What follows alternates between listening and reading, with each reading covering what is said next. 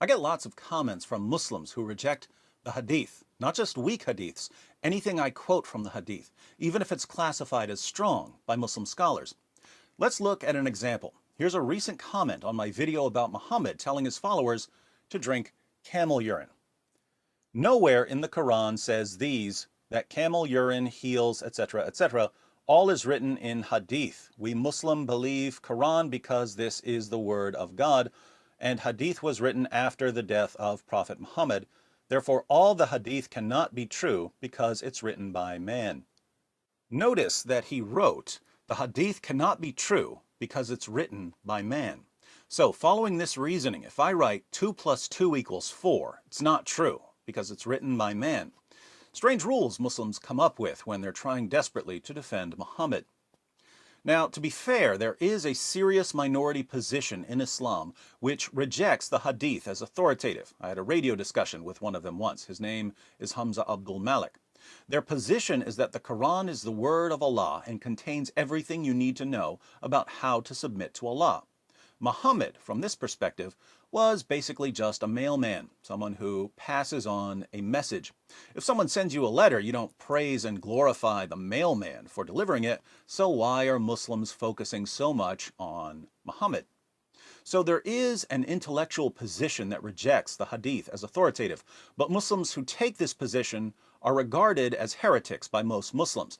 Why are they regarded as heretics? Because other Muslims are convinced that some of Islam's most fundamental teachings and practices come from the Hadith, and that the Quran can't really be understood without the Hadith.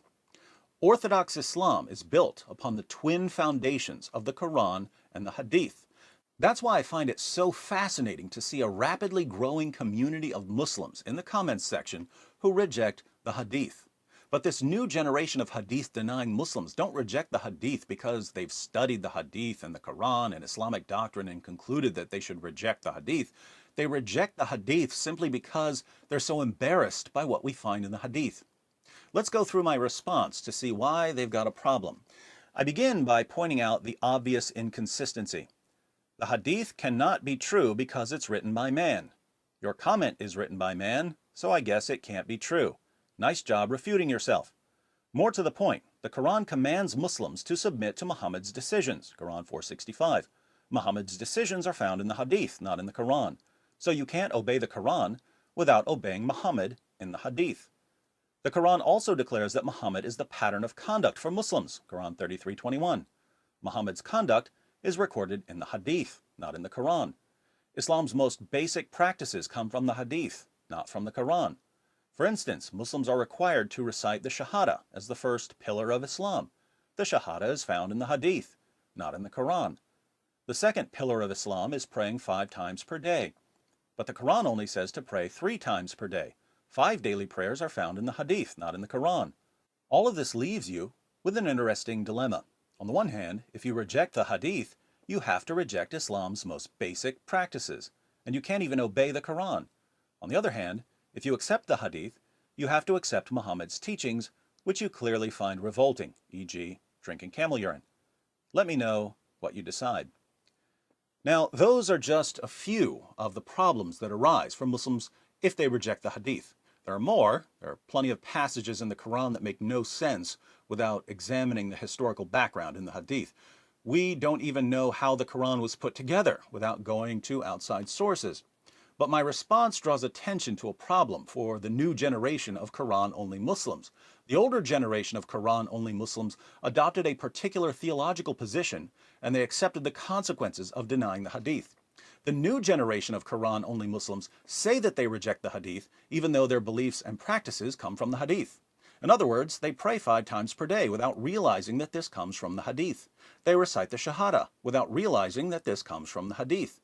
Informed Quran-only Muslims, people like Hamza Abdul Malik, don't pray 5 times per day. They don't recite the Shahada. I asked Hamza if he recites the Shahada. He said, nah, it's shirk. It's shirk because it includes Muhammad in a creed alongside Allah. So there are consequences for Muslims who reject the Hadith. If our Muslim friends want to reject the Hadith, that's fine with me. But we need to explain to them what that entails. If they're going to reject the Hadith, they need to reject all of the teachings and practices that come from the Hadith and not from the Quran. And when they do that, there goes most of Islam. There goes my only possession. There goes my everything.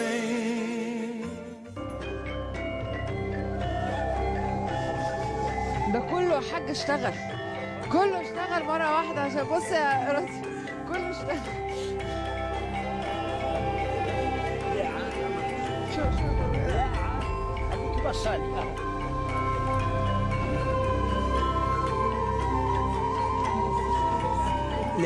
طعمه ايه يا حاج؟ مالح ازاي؟ صحة وعافية يا حاج.